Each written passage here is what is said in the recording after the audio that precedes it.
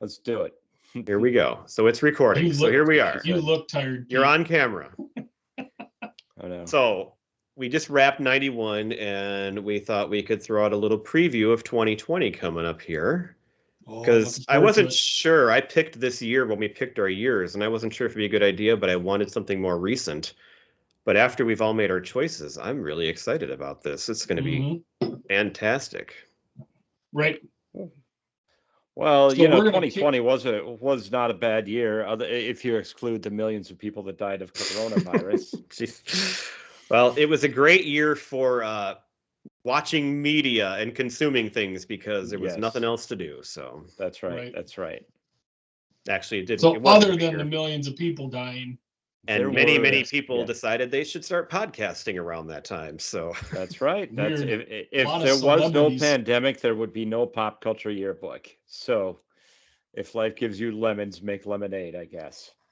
All right. So next week we're gonna have, well, not next week, whenever this comes out, but our first April episode, we're gonna talk about a musical artist dear to me, Taylor Swift. Because I have been a huge fan for a long time, and my wife and I both got into her around the same time. And when the 1989 album came out, it went to a whole new level because that was just incredible for everybody. Couldn't avoid it. And so I thought someday I might pick that album. But then during 2020, she pulls out this surprise Folklore album that is just this intimate pandemic-y style album, and it was amazing, and it just took everybody by storm. And so I decided I would pick that and we would talk about that. That's my favorite genre, by the way, pandemic-y style. Pandemic-y style. And we're going to have a guest on again on that one. We're going to have a young lady named Leah from the podcast She Will Rock You, which is a very well-known and well-done podcast by two women that talk about music and rock and go through different bands every week. And she is going to be on this one because she's very excited to talk about Taylor Swift with us. Yes.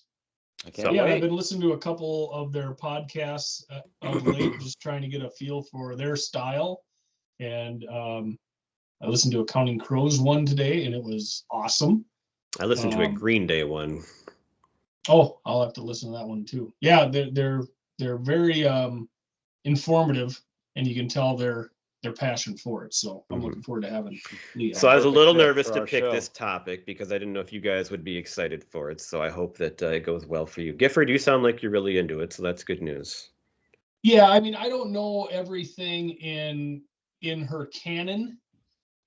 But I enjoy her music, and as I've stated before, a singer-songwriter is always going to be high on my list of respect. Well, then I picked the right album because that's all we got on this one. And Pete, you haven't listened to it yet, but I hope you're going to like it. It's going to be great. Does anybody, is Jenny a fan, or Jolie? Do they listen to? Jolie used to listen to Taylor Swift, not so much anymore. She's pretty much all over the place. I came home the other night and she was listening to Flo Rida. My House. Okay. My House. That was the song. So I'm like, all right. It's one of my favorites. Yeah. She listens to Taylor Swift. All right. And then the next week, Gif, we just made our choices. What did you come up with? Well, I decided to go with the Queen's Gambit. I have not picked which episode that we're going to focus on quite yet, but that was a show that my wife and I watched together in 2020. I think we got on it like the first week that it came out. Yeah, we started pretty early too. And if I remember correctly, I think we started it on like a Friday night. And we were done by Saturday. I mean, we just buzzed through all 7. That's how we did Ozark. In 2 days. Man, Ozark would be tough. That's a pretty heavy subject matter. Yeah. But that was another one on my list of like things that we watched that year that I loved. Right. So this came out October 23rd of 2020. Luckily for us, it was, right before hockey season starts, and that's when we really buckle in and don't have a lot of time for stuff. So it was one of those things we could fit in beforehand. And just really enjoyed it. and it was kind of a phenomenon at the time. When Yeah. it was like number one on Netflix, for the nation or whatever, and just really enjoyed it. Excellent acting and good storytelling. And Speaking lot of a fun. phenomenon, so I've talked about how Isaac's and marching band and all these big shows we've got to see. Sioux Falls Lincoln High School, their marching band show was called The Queen's Gambit, and it was all a chess thing. And it was actually my favorite show of anybody's that I saw all year. It was really awesome. Wow. Pete, have you Cool. watched it? Watch your Queen's Gambit. Yeah. I watched like 5 minutes of one episode once, and then I just had something else to do, and I never got back into it. But no, Okay. I have not watched it. All right. So What did we'll you have pick, a Pete? newbie. I picked another great Netflix show. Actually, it's Schitt's not Creek. a Netflix show. It's No, a it's pop- not a It was, Netflix I show. saw it on TV Netflix. I saw it on Netflix. Whatever. That's where I Asshole. saw it as well. No. 'Cause I- But anyway, it's the show that really got us through the pandemic. Well, not through the whole 2-year pandemic, but a few weeks of of the pandemic when we were all kind of in lockdown and at home. This is the show that we picked out. It's a kind of rare that both Jenny and I fall in love with the same TV show, the same to the degree that we did with this one. So Same. it's really got something for everybody. If you don't like this show, something's wrong with you. So I can't wait to talk about Kind it. of. And we all three have seen the whole show and loved it. We loved your pick because we all That's watched right. it during the pandemic. Did you mention what it is? I don't think you said what it is yet. Didn't I say Schitt's Creek? It's Schitt's He Creek. did. If I didn't, Oh, did he? Okay. I might have been Sorry. talking over him as usual. So, Ah. yeah, my God.